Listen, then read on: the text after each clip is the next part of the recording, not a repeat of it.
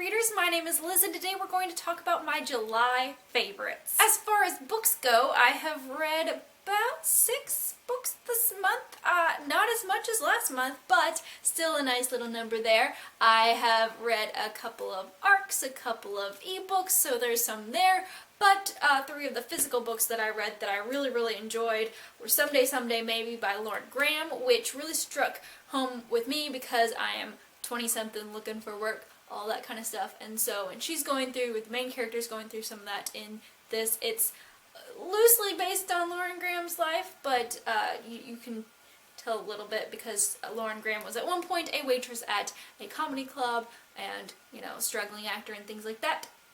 So that was a really good read. It took me a while. I wanted to take my time with it because her writing is really good, and it's the first adult book that I've read in a while, like adult fiction book. I've read some non-fiction, like memoir kind of things, but as far as fiction goes, that's a good one. I also read Written in the Stars by Aisha Saeed, and that one is so amazingly good. You've probably heard a couple other people here on BookTube talk about this book, but it is beautifully written. It's about this girl who her parents are from Pakistan, and I don't remember if she was born in Pakistan or not, but basically they find out that she has a boyfriend. They're like, we're gonna go back to the homeland and visit family, and through a turn of events she is put into an arranged marriage, which is not very fun.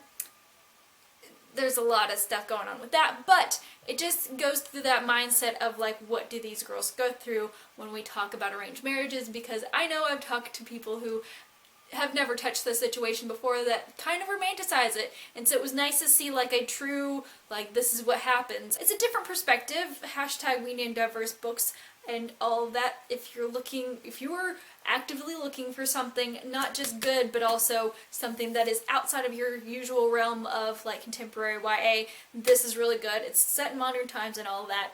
So good. And then we have Survive the Night by Daniel Vega, and I did a video review of this, but I will tell you again that this is a YA horror novel set in New York, and it is about this girl who has just been released from rehab. She had a pill addiction, and so she goes and hangs out with her old friends that are not very good influences, but they run into some interesting monstrous thing in the shut down part of the subway, and also a rave, so hence the Survive the Night, but also literally, can you survive the night? Definitely one of those quick reads, and if you're looking for something for a readathon that is just like, boom, you read it, you're done, this is that book. Now let's talk about some beauty favorites. I did an unboxing for the unique makeup stuff that I got this month, but oh my gosh, this is like the surprise thing in there because I have been using the mascara, amazing, wonderful, all that, but this is the stuff that I was like, okay, it's a pressed foundation. How good is the coverage gonna be? What is it gonna look like? But it looks like liquid foundation, but I feel like for me it has a little bit of a lighter feel to it, so it's got really good coverage but a much lighter feel, so I really like it. Mine is in Scarlet, which is the lightest, you know, most brands probably call it porcelain, but or something like that, but it's really good, and it's just the little compact. You got a mirror in there, and you've got a little sponge that you can use, or you can, you know, if you've got a brush, you can do whatever you want with it. And the next thing I have was sent to me by Scentbird, and they are a monthly perfume subscription service in which they send you like a month's worth of perfume, and it comes in this reusable little bottle, and on the inside there's a little spray thing that comes up. That's super awesome, kind of like a lipstick kind of thing, but there's a little bottle inside, so the outside is reusable. So you sign into the website and you take a quiz, and it is kind of like, what scents do you like? Do you like woodsy things? Do you like fruity things? Do you like this?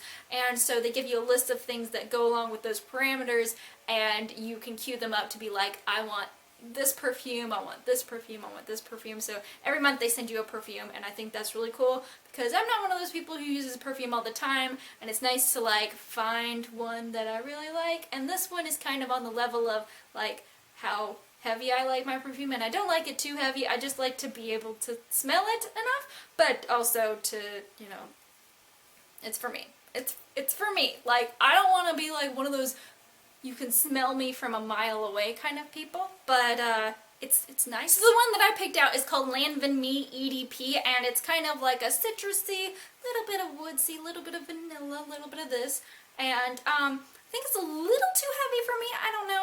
I think I spritzed a little too much. I kind of just spritzed myself. I have a couple of apps that I've been really using this month, and I didn't think that I'd be using the second one so much, but I really love it. And the first one is VSCO Cam, and if you follow any photographers on Instagram or anything like that, a lot of them are using it, and I found out about it through Hillary Rushford, and she does this Instagram class that's really good, and I was like, I'm using this for everything. And so you can adjust certain things on there that it's just really awesome. So you can do like really quick video or photo editing as far as exposure and saturation and all that, and I feel like the stuff in the Instagram app doesn't quite do it like you wanted to, I guess. You can kind of come up with your own formulas with VSCO Cam, so I really like that a lot. Second one, which I have just been like using a couple of times this month, but I really like it, and it is Periscope, and it is the application in which you can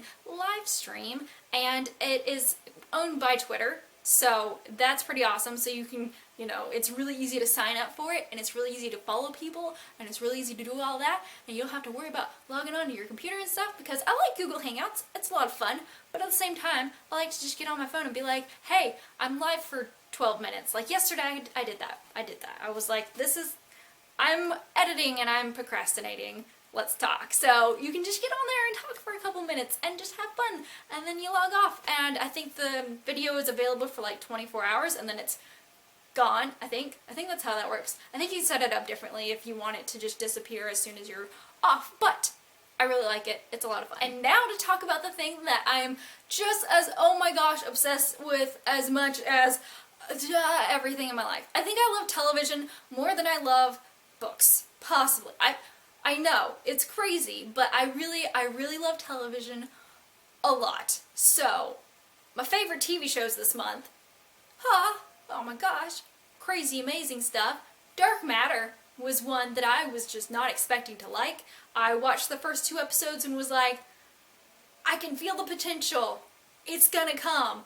And it totally pays off. It's on SciFi channel, and I'm not sure if it's available anywhere else, but it exists, and it's really good, and it's based off of the comics, and so it's about these people who are have lost their memory. So you walk into the first episode and they're like waking up and they're like, I don't know who I am and stuff, and you soon find out that they are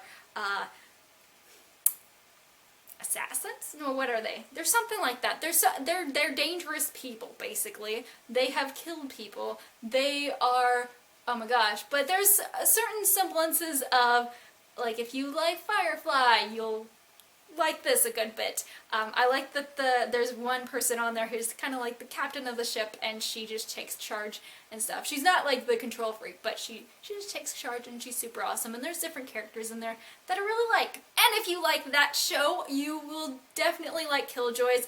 It's a little bit more humorous, and again, there's a nice female lead in there who kicks some freaking butt. She's my favorite. Dutch. Oh man, it's about these bounty hunters in space. Yes. Oh man. So it's available on SciFi channel, and if you're in Canada, it's available on Space channel. Next one, oh my gosh, I feel like I'm picking ones that are like, I didn't know that I would like this, but I really did. I knew that I was gonna like Killjoys though. I was like, Aaron Ashmore, get on my TV again. Yes. But The Whispers, which has Lily Rabe and Milo Ventimiglia and some other people that you'll recognize from some other TV shows. I know it. There's one lady on there that I was like, I keep forgetting where I know her from, but she's really cool, and all the kids on there are really cool. It starts off with like, you're thinking, there's this kid, and they've got an invisible friend, and then some crazy stuff happens, and the invisible friend makes them do ridiculous stuff, and finds out that there's some interesting life happening there. Oh man. And so these kids are being controlled by this force, and you're like, what is going on? What is happening?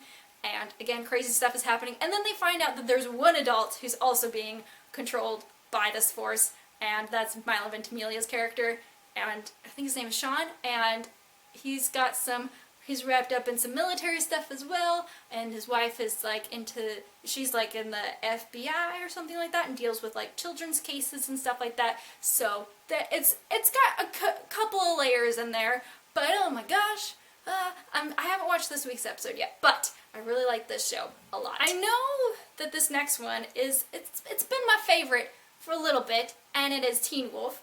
Except for last season was just I don't know what was happening with that season, but it was not good. But this season has redeemed itself. I'm a good 3 episodes behind because I am good at stuff, but I think it's really redeeming itself as a show, as something that you really love. If you liked 3B, which is the one when what's his name, Styles, was in the asylum, you'll like this season. It brings you back to that, darkness, but there's new stuff going on, and I feel like there's even more layers onto it, even maybe possibly, but I really, really am enjoying it a lot. So those are all the things that I really, really loved in July, a lot. So let me know below about some of your favorites. Did you find some new beauty stuff, some new lifestyle stuff? Are you into the planner stuff? I haven't quite gotten into the planners yet, but I'm sure it's coming. What are your favorite TV shows as of late? What would you read that was super great, whether it be a book or an article or something? Let me know in the comments below. And I hope you guys have a great day and keep reading.